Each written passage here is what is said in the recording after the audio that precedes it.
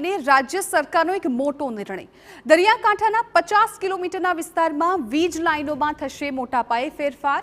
50 kilometre જેટલા વિસ્તારમાં underground વીજ વાયર નાખવામાં આવશે। કેન્દ્રીય એજન્સીઓ સાથે મળીને વહેલી તકે વીજ લાઇનનું કામ પૂર્ણ કરાશે। છેલ્લા 2 વાવાઝોડામાં મોટાભાગે વીજ પોલ પડી જતા અંધારપટ છવાઈ જતો હતો। બિપોરજોય વાવાઝોડા બાદની પરિસ્થિતિ બાદ મુખ્યપ્રધાને આ સૂચના આપી હતી।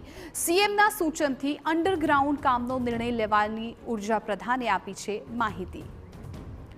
સંવાદદાતા રોનક વર્મા વધુ જાણકારી આપી રહ્યા છે। રોનક, દર વર્ષે જે રીતે વાવાઝોડું આવતું હોય છે, લોકો અંધારપટમાં રહેવા માટે મજબૂર બનતા હોય છે, ત્યારે રાજ્ય સરકારનો એક ખૂબ જ મહત્વપૂર્ણ નિર્ણય।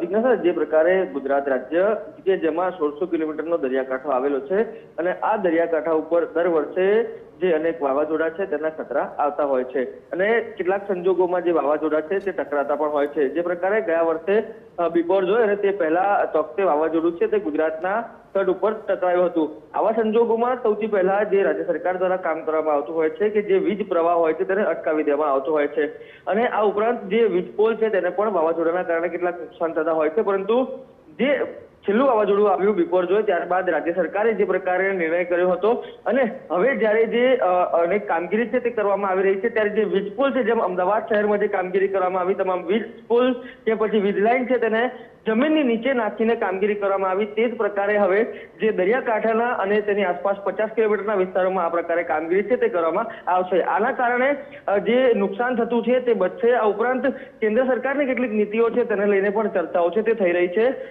જે પ્રકારે ઉર્જા મંત્રીએ ગૃહમાં માહિતી આપી છે કે જે છેલ્લું વાવાઝોડું આવ્યું અને આ વાવાઝોડાની પરિસ્થિતિ જોયા બાદ મુખ્યપ્રધાન ભૂપેન્દ્ર પટેલે આ પ્રકારે કામગીરીના આદેશ આપ્યા હતા અને તેમના આદેશ બાદ હવે આ કામગીરી સતત આગળ વધી રહી છે। બિલકુલ રોનક, આભાર સમગ્ર માહિતી બદલ। તો વહેલી તકે કામગીરી પૂર્ણ કરવા માટે પણ સીએમએ સૂચન આપી દીધું છે। સીએમના સૂચનથી અંડરગ્રાઉન્ડ કામનો નિર્ણય લેવાની ઉર્જા પ્રધાને માહિતી આપી છે। આ તરફ સમાચાર